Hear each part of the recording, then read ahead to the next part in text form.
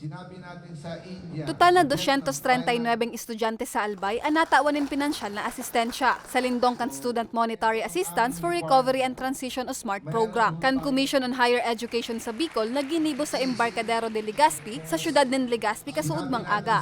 Saro sa mga benepisyaryo ang estudyanteng si Erica May Arandia kan Barangay 7 Kamalig, Albay. Gagamito ni Erica May ang 25,000 pesos na cash aid na pambakal nin laptop. Second year college na siya sa kursong Bachelor of Secondary Education.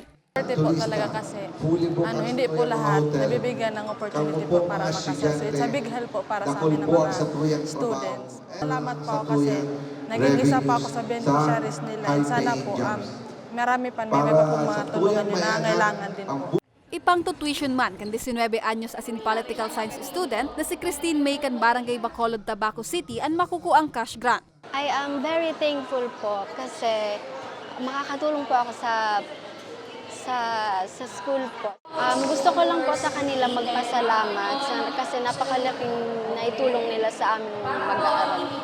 Nangenot sa ginibong payout si Ako Bicol Party List as in House Committee on Appropriations Chair Elizalde Co. Sigun sa opisyal, ang edukasyon ang saro sa priority program kan partido as ni Presidente Ferdinand Marcos Jr. Pagduduon niya, bako ini obligasyon nindang mga nasa pwesto kundi responsibilidad kan gobyerno.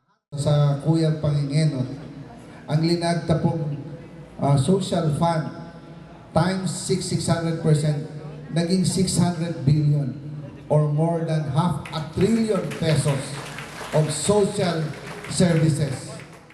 Iyan po ang another social services na pigigibo kang sa tuyang gobyerno headed by our President, President Marcos, and our Speaker, Speaker Martin Romualdez. Presente man sa aktibidad sinda Ako Bicol Party List Representative Attorney Jill Bungalon, dating Kongresista Attorney Alfredo Garbin Jr., asin ang Chief Administrative Officer kan Komisyon sa Bicol na si Jean Cardino.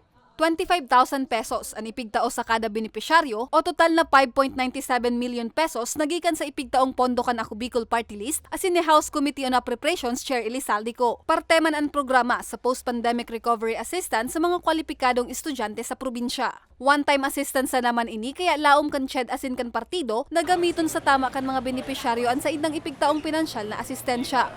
Para sa mga baretang tatak Bicol, Jennifer Polinar.